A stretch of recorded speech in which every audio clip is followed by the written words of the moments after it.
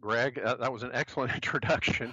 I do have a website, rlighthouse.com, and I am trying to get the word out about an important scientific discovery. That is my main message.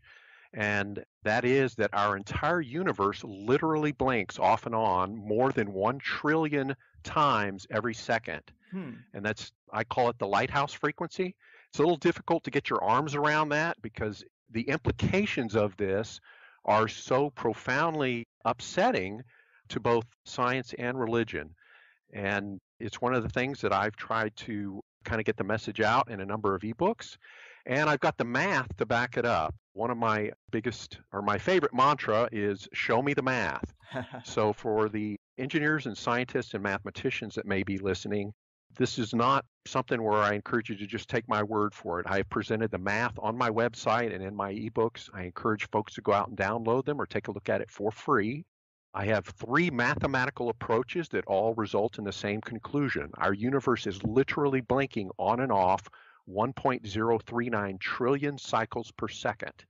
And some of the implications for this are that the harmonics of this frequency can be used for time travel, travel at faster than light, travel between parallel universes, and instant radio communication to distant galaxies. So there's some fundamentally profound changes that are offered to us with this new scientific discovery. Yeah, man. Yeah, I am just really fascinated with this particular realization. I heard the show you did with Carrie Cassidy, and I thought you guys really got into some interesting topics. And so when you say the universe is blinking on and off with everything in it, the first thought that comes to my mind was like a frame rate or like the flicker of a projector. Would that be a good analogy for what you think is happening? That's an excellent analogy, Greg. One of the analogies I like to use is a typical movie projector that you may have used in school that operates at about 30 frames per second. And you'll notice that there are blank spots or intervals between those 30 frames, yet we never perceive that. In fact, you perceive a moving image on a screen at 30 frames per second, but the reality is it's a fixed image that's being projected at 30 frames per second. Our consciousness perceives that, our conscious mind perceives that as a moving image. And the analogy of that is at 1 trillion frames per second, you certainly do not experience the blank spots in between there, and you perceive a moving image. And the reality is that this mathematical proof is trying to tell us that our reality is a temporary illusion, and this is going to be very upsetting to many people. We now have a mathematical representation that tells us that our reality blinks on and off, and both space and time are temporary illusions that last for 1 trillionth of a second. So if you can get your arms around that, I encourage you to visit the math on it and see if you agree. Right. I mean, obviously it's a very dense situation to try to wade through, and the math is there for anyone who's mathematically inclined.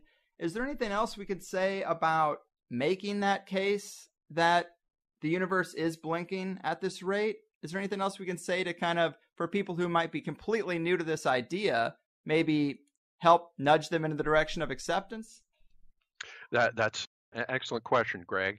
I've provided on my website, rlighthouse.com, 3 physical examples or 3 different sources of physical evidence that demonstrate that our universe is blinking on and off. The first is probably the most famous.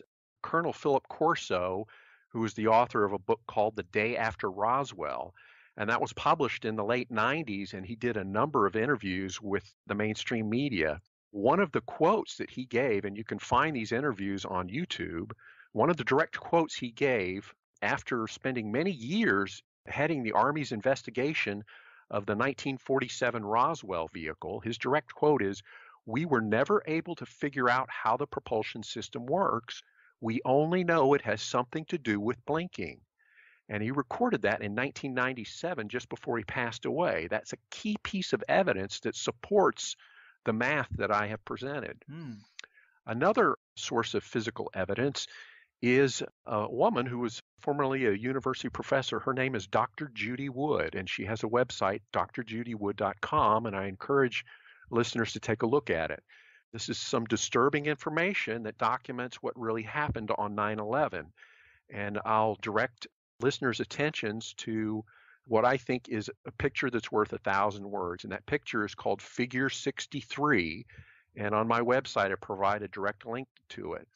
What you'll see in this picture is an overhead aerial view of the World Trade Center taken just after 9/11 occurred. And what you'll see looking straight down into these destroyed buildings is cookie cutter holes that were made by a high-powered laser. And there's really no other explanation for this. Again, this has been reviewed by many credible scientists. And just to name a few, Dr. David Griffin, Dr. Stephen Jones, Dr. Kevin Barrett, Dr. Lynn Margulis, probably butchering her name, Dr. Lynn Margulis is her name, Dr. Stephen Greer. So there's a number of highly credible sources. This is not my idea. I'm simply passing on this information. The key here, or the connection to the idea that I'm presenting, is that the first building, or the first two buildings that fell, were basically, the concrete and steel was turned into dust. 1 million tons of building material was turned into dust in less than 8 seconds. And the key to that is this high-powered laser that operates at a harmonic of the blinking frequency of the universe. It basically causes rapid aging or molecular time travel. And I've provided the simple mathematical equation that calculates the frequency that this laser operates at.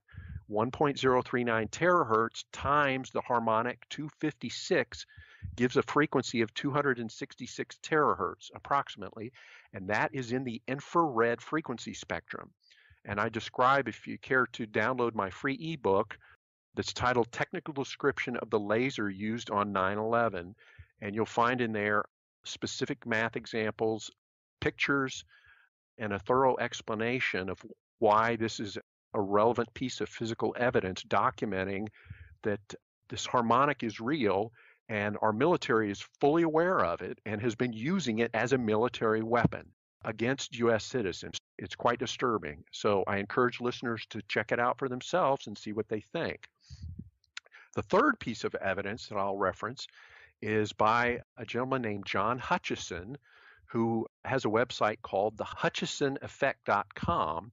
He's a Canadian, and for many years he has been providing videos and photographs where he has documented the random levitation of objects when they're exposed to a combination of radio frequencies and light X-rays. And what happens is that combination will randomly create a resonant frequency that is the harmonic of this blinking frequency of our universe. And what happens is you'll see videos, you can watch videos on his website where, for example, a bowling ball will suddenly just levitate up in the air randomly. And he's got pictures of different objects where he's surrounding them with these radio frequencies and X-rays. And when it triggers one of these harmonics, what happens is the mass will levitate suddenly up into the air. And I have described that as being a resonant frequency of these harmonics, the base frequency being 1.039 terahertz. And I have explained this in more detail in an ebook called Massless Travel. And you can download that for free on my website or on Barnes & Noble, Amazon, Apple iBooks, Smashwords, Google Play, many websites. Just use your favorite search engine and you can find it. But that is the third piece of physical evidence where I'm demonstrating that this frequency is real and that there are a number of highly desirable characteristics that we can use now that we understand what is occurring. John Hutchison has spent many years documenting this, and of course he could not explain the math behind it, but he was able to demonstrate many times how one of the physical characteristics and what you could do with this frequency when it's triggered. So I encourage folks to go out and take a look at it and make their own opinions about it. Right on. I love those three subject areas. I definitely want to dig deeper into each of those three pieces of evidence. But before we do that, if we are flickering on and off and we only really are noticing the on state, what's happening to us and the universe during those off intervals? I love your questions, Greg. They're very insightful, and I've done a number of interviews. I would have to say you've got some excellent questions. You zero right in. Thank you. There's not a short answer to your question, and there'll probably be some controversy, but I'll tell you my opinion on what I think is happening. I have a diagram on my website. It's called Figure U-1. And for engineers and scientists and mathematicians, I've tried to explain with a sine wave what is occurring. And if you look at that sine wave, you'll see, and most people are familiar with a sine wave. You remember from junior high and high school mathematics classes, a discussion about a sine wave came up very frequently. But what I'm describing is how a blinking universe, what is physically occurring. And you'll see that on the curve that I've presented, the areas above the x-axis represent matter and below the x-axis represents antimatter. So for us, in our terms, and I need to emphasize that, in our terms, what happens when our universe blinks off and the antimatter universe blinks on, for us, in that blinking interval, nothing exists except for consciousness. Okay, and people are going to have a problem with that, but I'm giving you my opinion on what I think is occurring.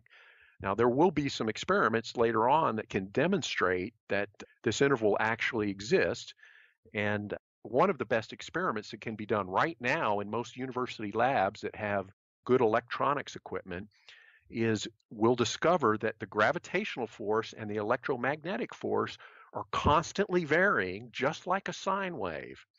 And I've provided the simple math that explains the variation between the minimum and the maximum. And for example, the gravitational acceleration, which most scientists will tell you is 9.81 meters per second squared. Engineers and scientists and mathematicians will tell you that's the standard number. We recognize that right away. But what I'm explaining is the gravitational acceleration actually varies between 0 and a maximum value of 15.4 meters per second squared, and this can be shown mathematically. The time average of that force is still 9.81 meters per second squared. But if you actually sample this at 2 times the blinking frequency of our universe, and that's necessary due to a theory that's called Nyquist-Shannon theory. Scientists are very familiar with it. When you sample data at 2 times this blinking frequency, what you find is it actually continuously varies, something that's going to be very fundamentally changing on our understanding of how our universe works. This is huge. There's no way to understate this.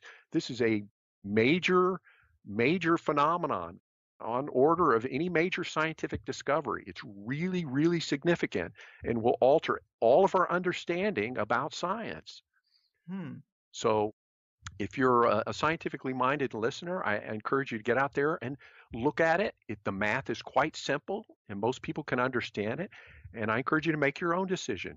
Come up with your own explanation of what this might be. That was probably a long-winded answer to your question. Hey, it's deep stuff. I got to give you some room to get it out. And I also wanted to ask you a little bit about Jane Roberts and the channeled Seth material. I know this had an influence on how you made this discovery, but what can you tell us about her or this entity, Seth, for people who are unfamiliar or who might think this is a strange starting place for such a discovery? I agree. I agree, Greg, wholly.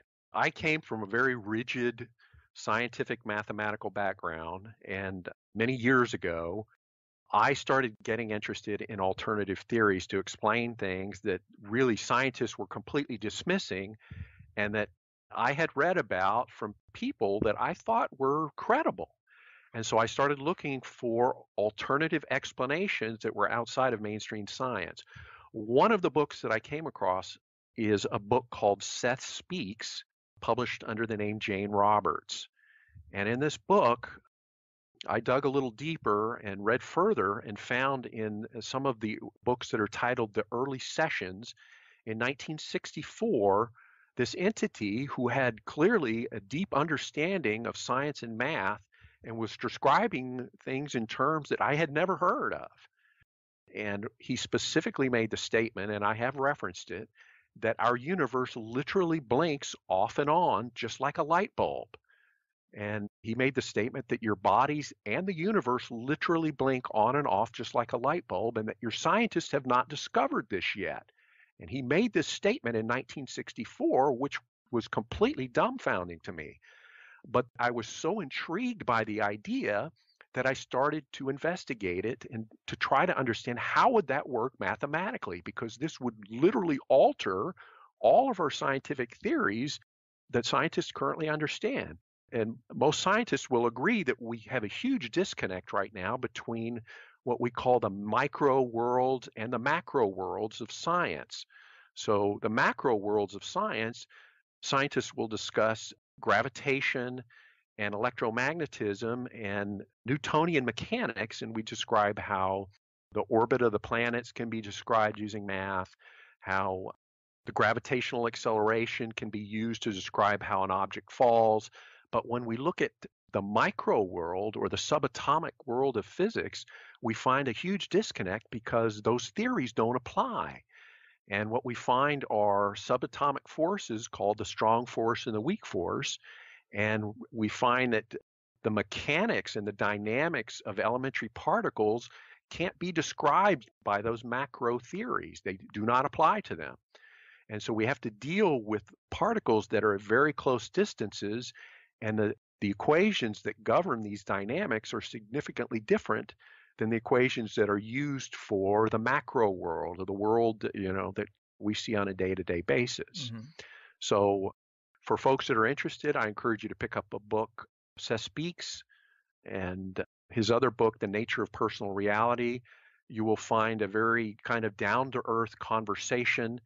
And his later books get into more of the theories and ideas that scientists can understand.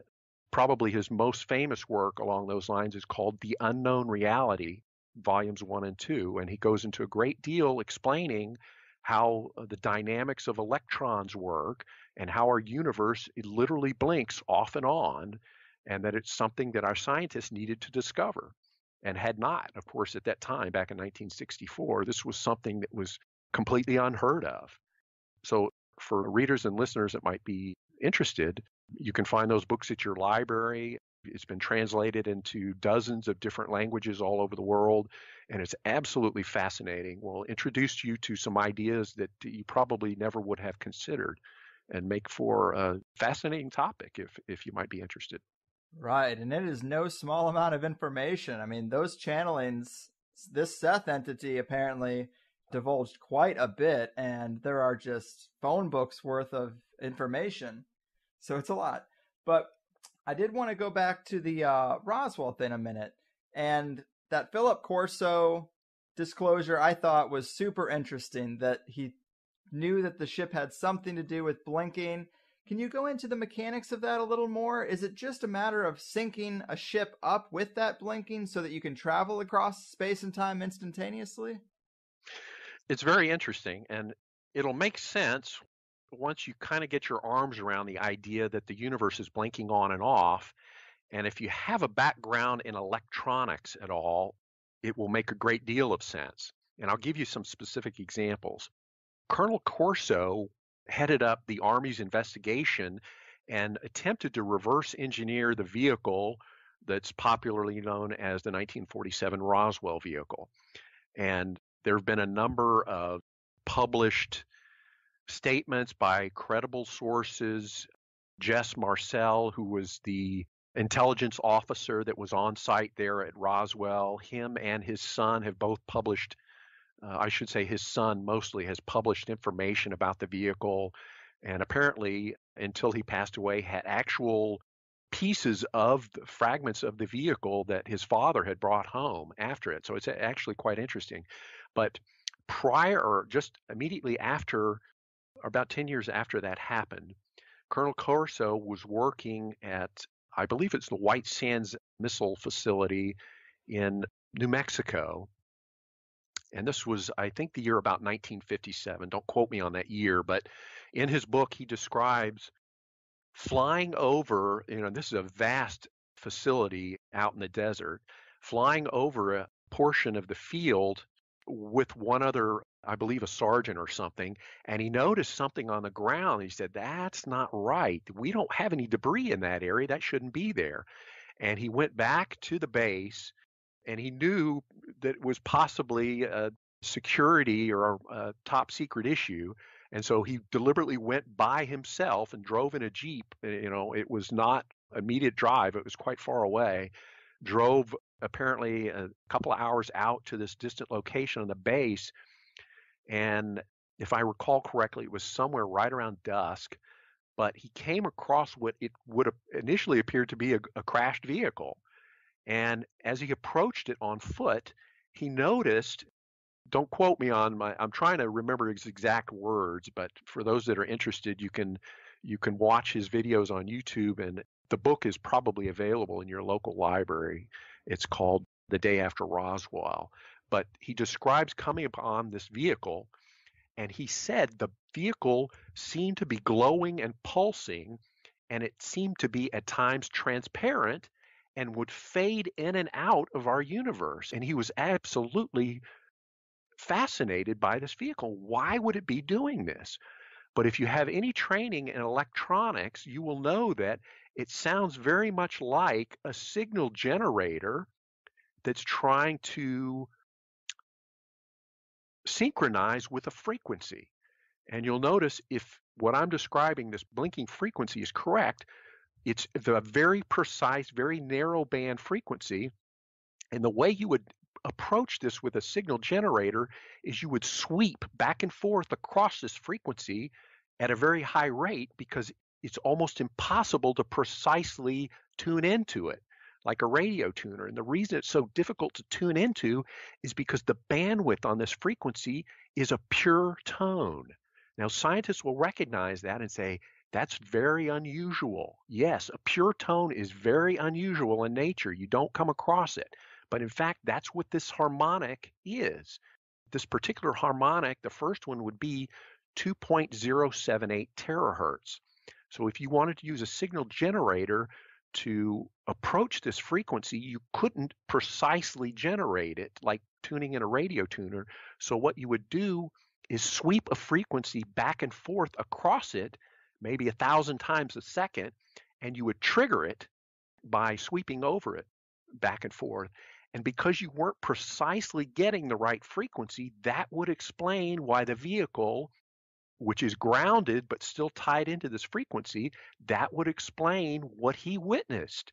You get a very direct explanation of what a person outside of the vehicle would perceive.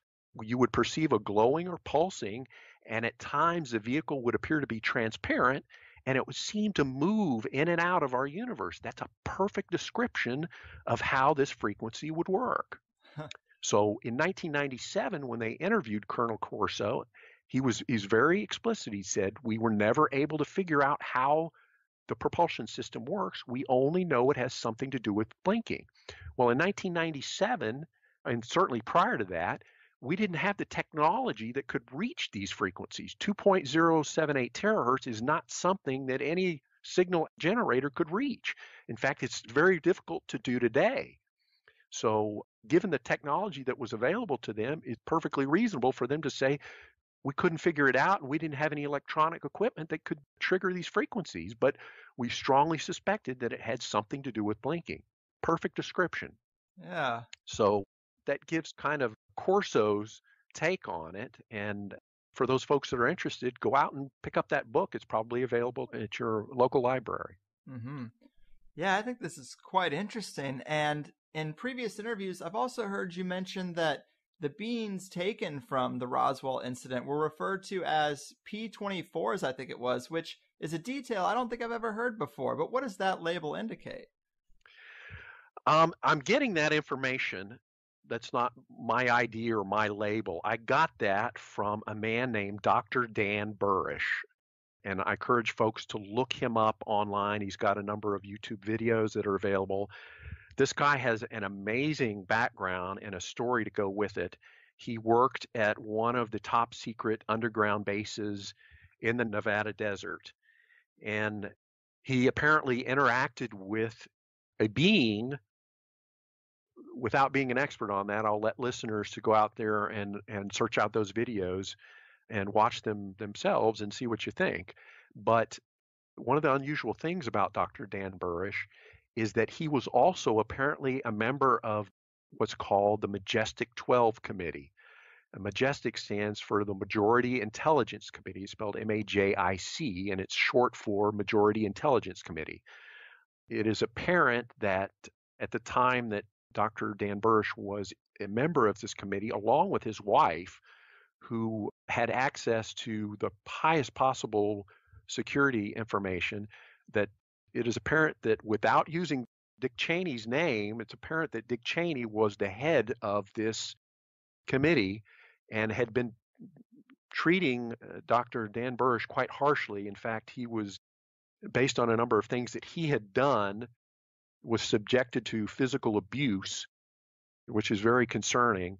But one of the descriptions that Dr. Burish explains was the Intelligence Committee is holding these every 9-year meetings that are called the Tau 9 conferences. And apparently these conferences transcend time.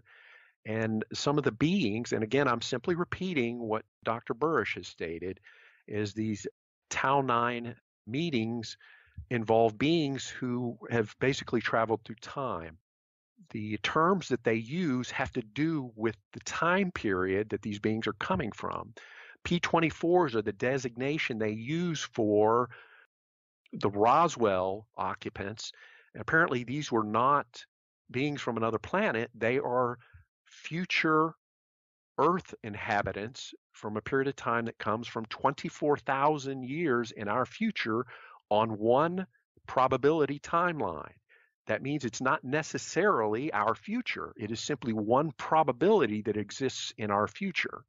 Some of the other beings that he refers to are the P45s and the P52s, and another group that's called the rogue P45s, which is apparently, according to Dr. Dan Burish, an offshoot of the P45 group. And these beings are supposedly from one probable timeline in our future, and they don't necessarily agree with each other.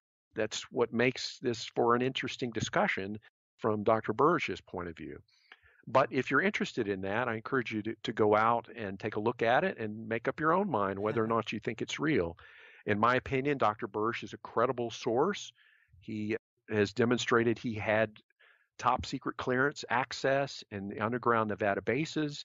He's got some strong credentials that go with it, and he's backed up some of it with some of his claims with physical evidence. So I found it compelling. I can't say that it's 100% certain, but he did have some compelling evidence that he presented.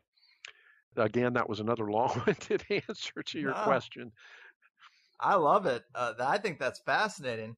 And I'm also kind of curious, do you see the discovery of this flicker tying into explaining any other strange phenomenon? I mean, not only do people see a lot of strange things out there, but there's also side effects like precognition, telepathy, out-of-body experience, things related to the sphere of consciousness. Can we get a better understanding of how consciousness interacts with this world and some of these stranger effects we see by considering this new model you're talking about? It does. There is an interesting mathematical explanation, and that's probably the first time you'll ever hear that, a mathematical explanation for telepathy, precognition, and what I would call psychic phenomenon. If we try to explain that mathematically and we look at this blinking universe concept, what you see is during the off cycle, again, in our terms, and I need to emphasize that, in our terms, during that off cycle, no physical matter exists. So what you're dealing with is consciousness only exists during those off cycles. In our terms, our universe collapses to a single point, okay? And again, this is in our terms, mathematically, our universe collapses to a single point, and all matter, memories, any physical phenomena, physical particles, can be explained as vibrations that occur within a single point. In other words, our universe collapses to a single point. There's no distance between things. There is instant communication between things because they're literally in close contact with everything. So these descriptions that we've heard from psychics and from idealist movements claiming that everything is connected, everything is all one, the universe is whole, the holistic descriptions of our universe. Now we have a mathematical basis for that. And we can say that during that off cycle, when everything exists as a single point, a near infinite number of vibrations that occur within that single point, it becomes clear that telepathy and precognition might be explained mathematically as time existing simultaneously. Okay, and let me try to explain that a little further. Within the massive present moment, all periods of time exist. All time is simultaneous. So when someone says they're precognitive about something, we could say that that might be explained legitimately by someone having subconscious access to, on a continuous basis in our terms, to events that are happening in the future, but in our terms happening right now within the massive present moment. So if you can get your arms around that, I'm giving an alternate description of time. Time does not exist in sequential terms. That's not a correct description of time. Sequential time is an illusion, and distance within space is also an illusion. You can demonstrate mathematically that if time, sequential time, is an illusion, I can show how from Newtonian mechanics, if time is an illusion, then distance is also an illusion. And so from that basic concept of an electrical universe that exists at a single point, we can experience all periods of time, including time before moments happen in our terms. One of my favorite quotes that I will borrow from Seth is that you have no idea the difficulty of explaining time to someone to whom must then take time to understand the explanation. And I like that clever quote because it really encapsulates how upsetting it is to what we think is all of our root assumptions about the nature of time and how it works and how it's basically not correct. Right. All of time is simultaneous and exists within the massive present moment. So what we can take away from that is time travel is possible because we don't travel through time by going backwards or forwards. All of time travel would be sideways to a moment or event that's happening right now. We simply are skipping across the timelines and selectively choosing which timeline we want to experience. Now, from a subconscious point of view, we might describe that as our subconscious mind has continuous access to all of these probable timelines that are happening right now, but our ego filters out all of these timelines so that our conscious mind can only experience one at a time. It's not that those timelines are not happening. They are literally happening simultaneously, overlaid with the present reality that we experience, but our ego filters all of them out except for one because we simply could not handle that much reality at the same time. It would overwhelm us to experience multiple realities at the same time. It would be sensory overload. You simply could not handle it. One of the analogies that Seth gives that I think is quite descriptive is he said, try to imagine experiencing the hottest temperature, the greatest vibration, like a giant earthquake, the loudest noise, the strongest smell, the greatest acceleration, all of these forces, all of these events happening simultaneously.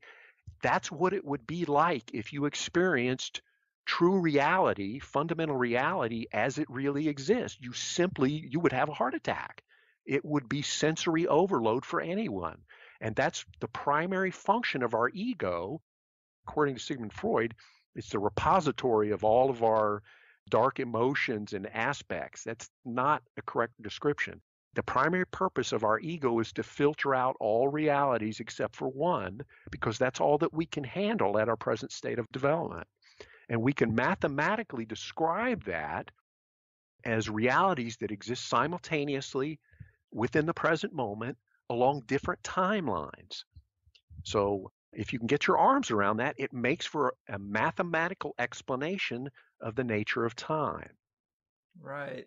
Man, it is fascinating stuff. And you mentioned Dr. Judy Wood earlier, and yeah, she is one of my favorite previous guests. I mean, the amount of detail in her book is just amazing.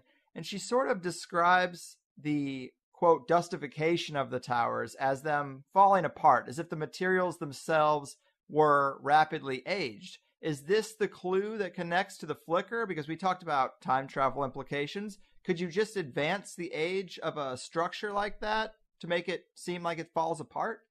Yes, that's an excellent point, Greg. If you go back to drjudywood.com, I previously referenced figure 63, and I provided a link on my website, rlighthouse.com. I also would refer listeners to what's called figure 38A.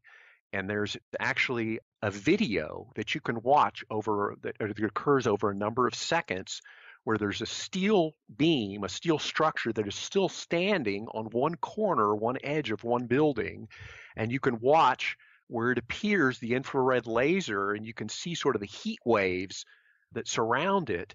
But you see this vertical steel beam that appears to be, I would say, several hundred feet tall, that's still remaining after most of the building has collapsed, and it gets suddenly hit by this infrared laser, and you see the steel structures suddenly turn into dust in midair. Mm-hmm. And that's clearly not caused by burning jet fuel.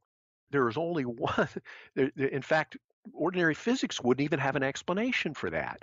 Right. But what I have provided is a further mathematical explanation of what's occurring, that this infrared laser that is clearly owned by our government and operated by our military, it's a satellite based in orbit.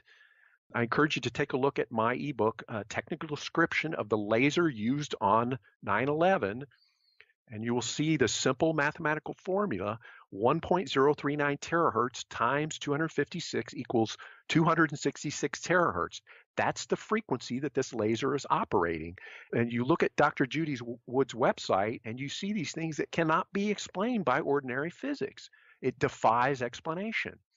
And what I have described as occurring, Dr. Judy Wood emphasizes the dustification, and she goes in her book and on her website goes into a great amount of detail saying, how is it possible to turn a 1 million ton building of concrete and steel into pure dust?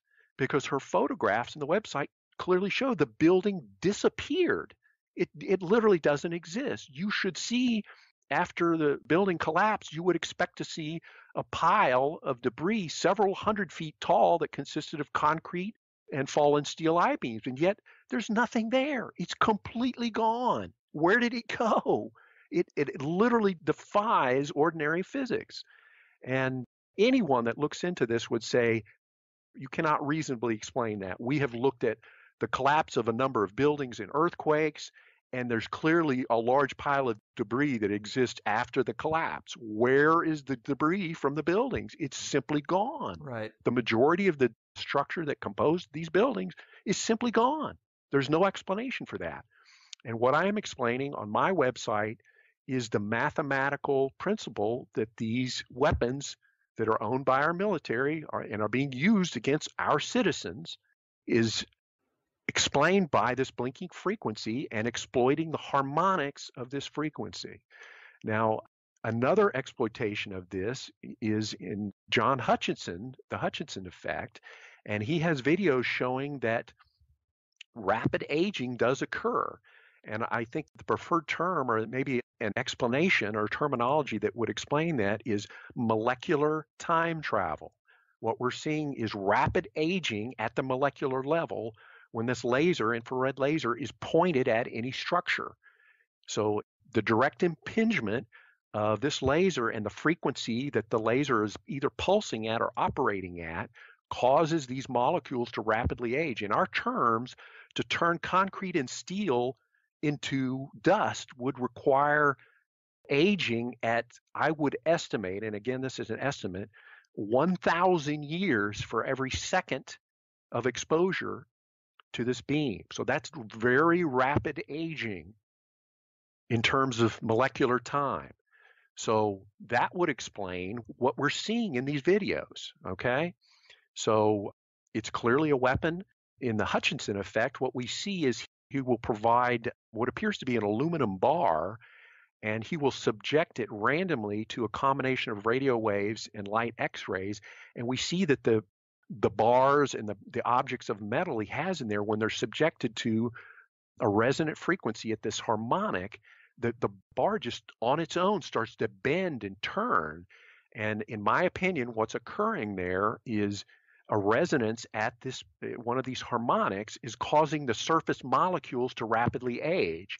And because they're rapidly aging while the molecules inside the object are not aging, you're getting a distortion in the metallurgy that's causing it to bend and deform.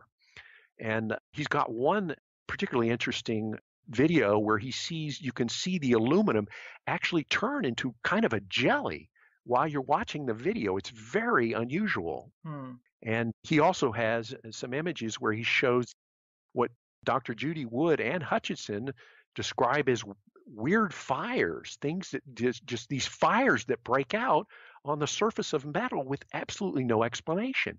But once we understand that it's operating at a harmonic of this blinking frequency, the explanation for these appearance of fires at different locations that sort of flame on and last for a few seconds and then flame out, what you're really seeing is rapid aging. And we would perceive that as a fire. But what's really occurring there is rapid aging or rapid oxidation. What chemical engineers would call that's rapid oxidation. And you see that as a fire. It's a rapid release of energy that we see as fire.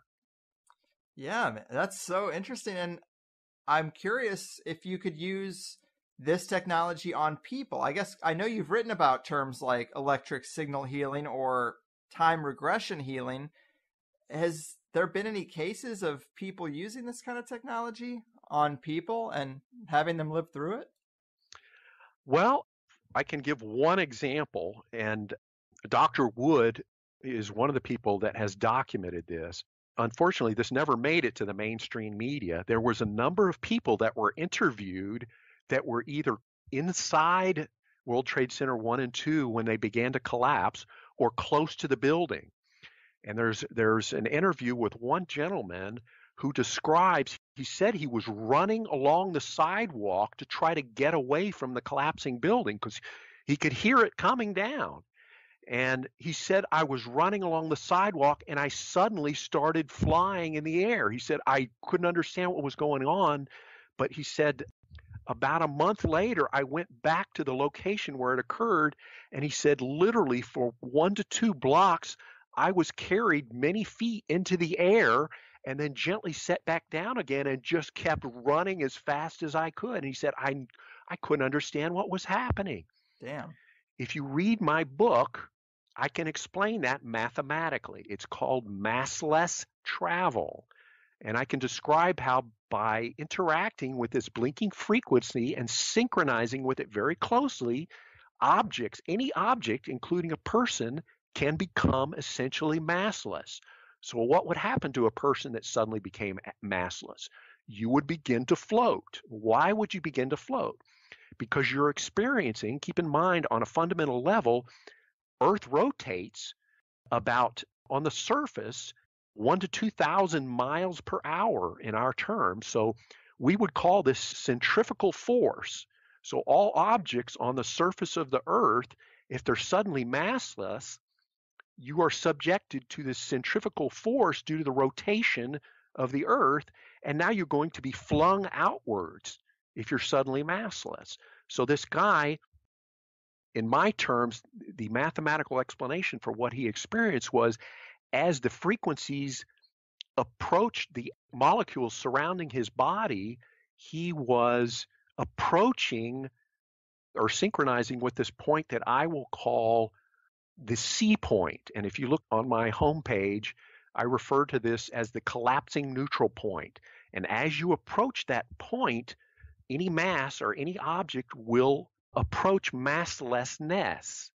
And because of that, he would gradually begin to become lighter and lighter until he would float up into the air until the molecules around him no longer experienced that, and he would be gently set back down and keep running.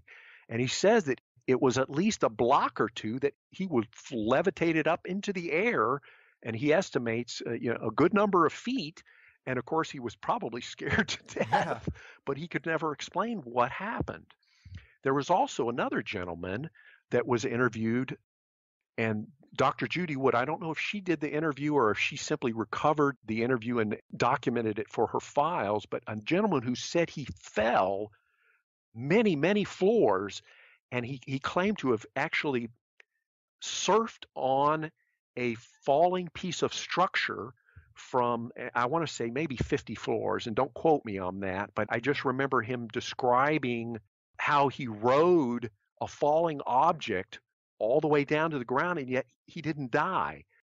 He huddled inside a small area of the parking garage that didn't actually collapse, and he was saved from the building basically turning into dust, which would have turned him into dust had he been directly exposed to that molecular frequency. So what we can say is, if you look at some of the pictures, and many people aren't aware of this because the mainstream media didn't want to cover it, there are photographs and videos of people just before the collapse of the building initiated in World Trade Center, in the first building to collapse. I believe that was 2, but there's pictures and videos of people hanging out the windows at the top floor. And you can see they're literally pulling their clothing off. Right. It is completely bizarre behavior. You're probably thinking, why would people be doing that? That is so bizarre. Well, what might explain that is this laser, this infrared laser that I have described, while it was being powered up to full power, would be experienced as a very intense sunburn, okay, before it hit the frequency as it was being ramped up to the operating frequency.